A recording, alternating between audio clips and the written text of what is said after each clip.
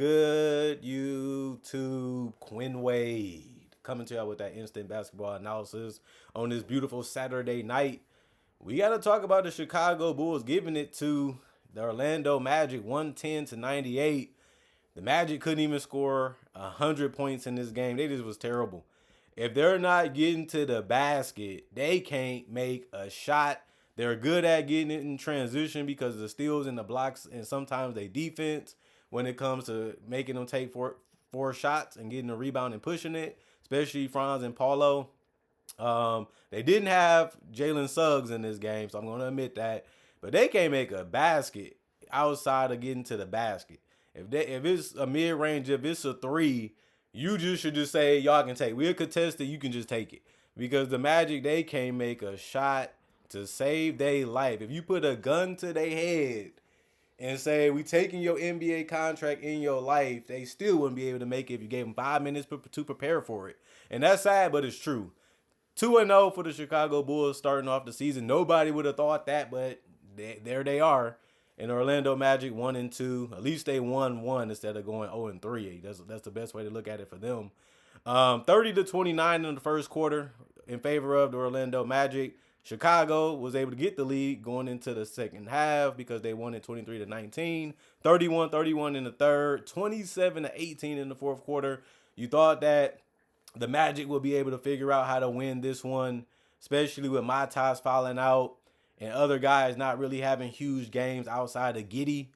But Paulo had the most points in the game, but he couldn't really get the team to where they needed to be able to win this one, and neither could Franz and everybody else basically on the Magic. I'm not just going to blame it on them two, even though that's their two best players. And you can say that was the two best players in this game, and Orlando still couldn't find a way to get this one won.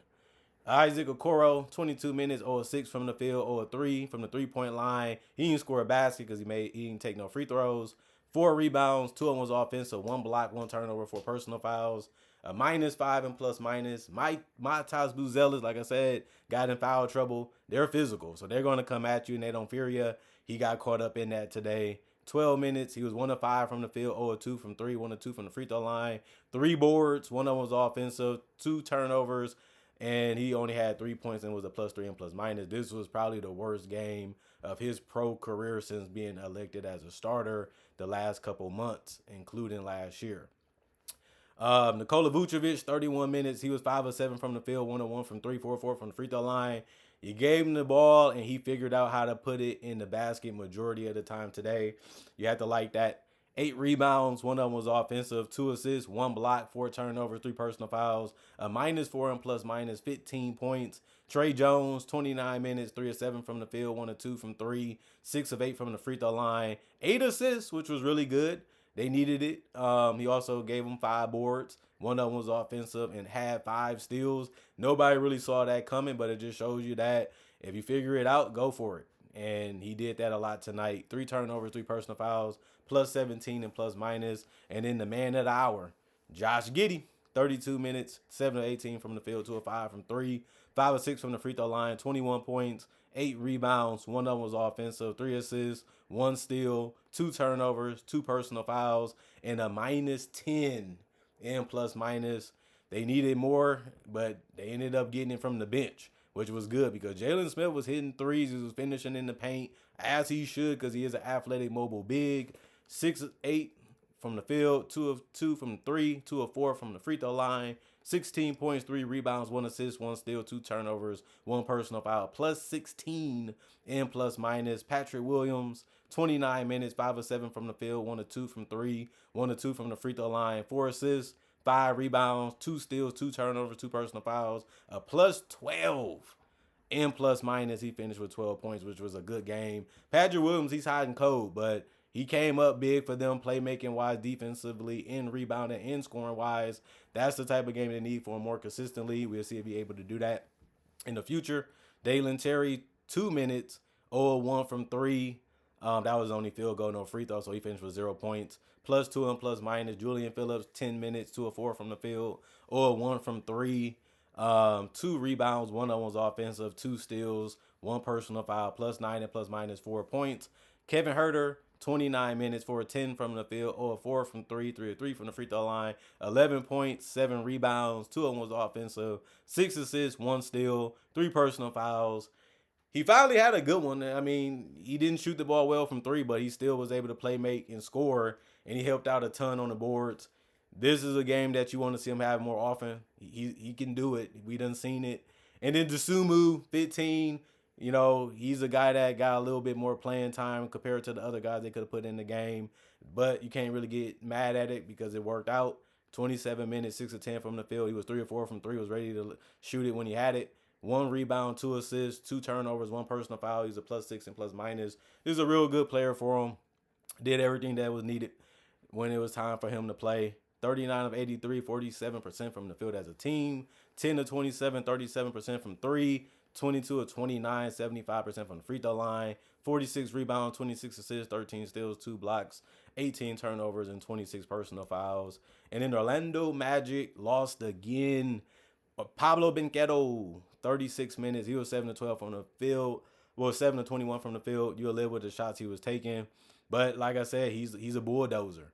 He's gonna test you. He's gonna test your patience. He's gonna test your physicalness. He's gonna test everything about you footwork wise too when you're trying to stop him. 9 of 11 from the free throw line. They couldn't stop him from getting to where he wanted to, although he did miss majority of his shots. Double-double. 10 boards also, 1 on being offensive, 1 assist, 1 steal, 2 blocks, 3 turnovers, 2 personal fouls, a -2 and +. Franz Wagner, 34 minutes, 7 of 15 from the field, 0 of 1 from 3 of 4 from the free throw line, 17 points, 7 rebounds, 1 of them was offensive, 1 assist, 2 steals, 3 turnovers, 4 personal fouls, a -16 and +.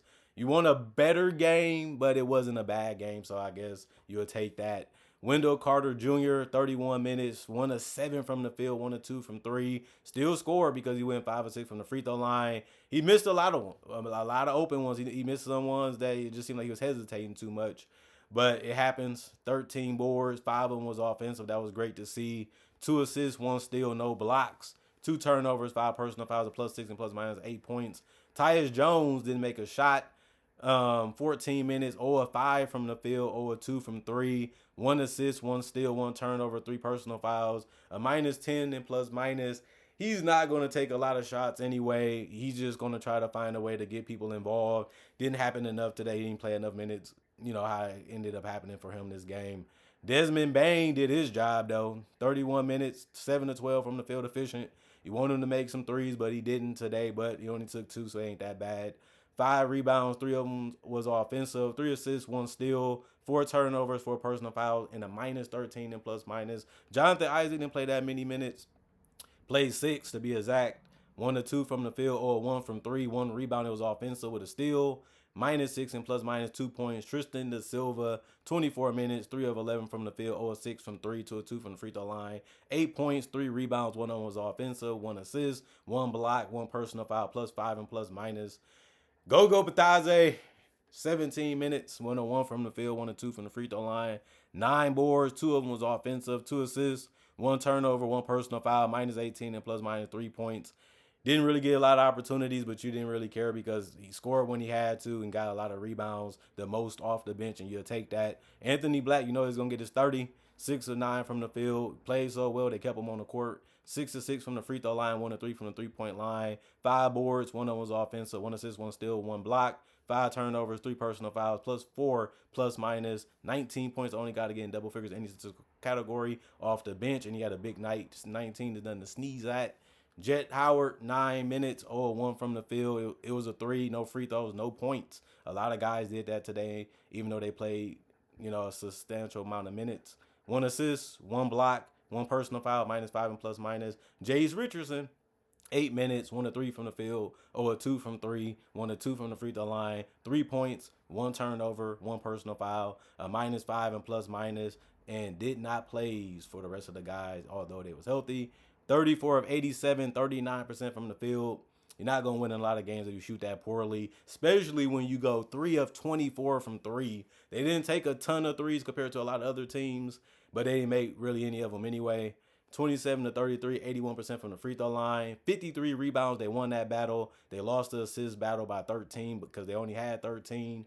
8 assists, 8 steals, 5 blocks, 20 turnovers, 25 personal fouls. And that was it for this young showcase of basketball. Not impressed by Orlando. They having the same problems that they had last year. I said that in the last video, and it's glaring and it's so obvious to the point where you don't really know where they're going to go and what they're going to do.